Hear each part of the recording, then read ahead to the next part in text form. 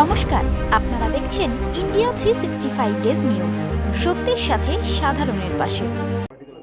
মুখ্যমন্ত্রী মমতা বন্দ্যোপাধ্যায় নীতি বৈঠকে মাইক বন্ধ, কি চোখে দেখছেন? এতে একদম মানে ফেডারেল স্ট্রাকচারের ধারে কাছ দিয়ে যাচ্ছে না এই বিজেপি সরকার। এবং এর তীব্র ধিক্কার জানাচ্ছি আমি যে মমতা ব্যানার্জির মতো নেত্রী বা লিডার ভারতবর্ষে এখন নেই। সুতরাং তাকে বলতে দেওয়া হলো না, মাইক বন্ধ করে দেওয়া হলো, যে অভিযোগ এসছে বিজেপি সরকারের বিরুদ্ধে, একদম ন্যাক্কারজনক। এর আমি তীব্র ধিক্কার জানাই। বঞ্চনার কথা কি শুনতে চায় না কেন্দ্র? হ্যাঁ, অবশ্যই। যারা বঞ্চনা করে ইচ্ছে করে, তারা বঞ্চনার কথা সহ্য করবে কী করে? তিস্তা চুক্তি নিয়ে মুখ্যমন্ত্রী সরব।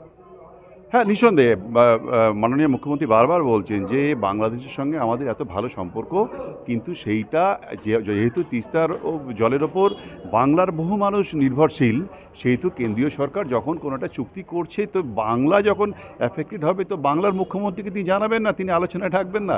এ তো মানে কোনো রকমভাবেই ফেডারেল স্ট্রাকচার কোনোভাবেই মানছেন না কেন্দ্রীয় সরকার। মুখ্যমন্ত্রীর মাইক বন্ধের অভিযোগ মানতে নারাজ কেন্দ্রীয় অর্থমন্ত্রী, সেটা প্রমাণ দেবেন।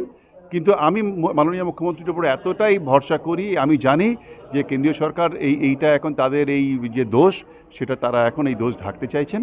হ্যাঁ, সুতরাং আমার মনে হয় এটা প্রকাশ্যে আসবে, দিনের আলোর মতো পরিষ্কার হয়ে যাবে।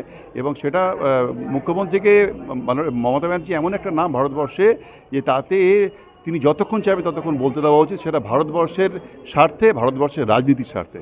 আবারও কি বঙ্গভঙ্গের পরিকল্পনা?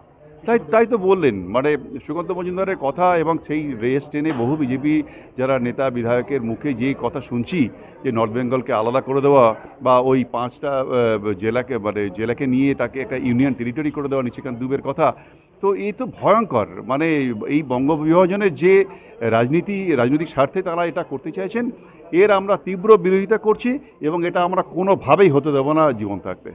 বালিতে প্রত্যেক জায়গায় 28 জুলাইয়ের প্রস্তুতি, 28 আগস্টের প্রস্তুতি, সেই নিয়ে কি বলবেন? নিঃসন্দেহে এটা তো আবেগ। 28 আগস্ট একটা ছাত্র পরিষদের যে একটা তৃণমূলের যে প্রতিষ্ঠা দিবস, যেখানে প্রধান বক্তা হিসেবে আমাদের জননেত্রী, দেশনেত্রী থাকবেন, তার বার্তা আমরা নেব। আগামী দিনে চলার পথ আমাদের তার পাথেয় করে চলবো, এবং এটা নিঃসন্দেহে ছাত্ররা এটা অর্গানাইজ করবে। কিন্তু আমরা সবাই এরম নয় ছাত্রদের প্রোগ্রাম বলে ছাত্ররা একাই থাকবে, আমরা সবাই থাকবো।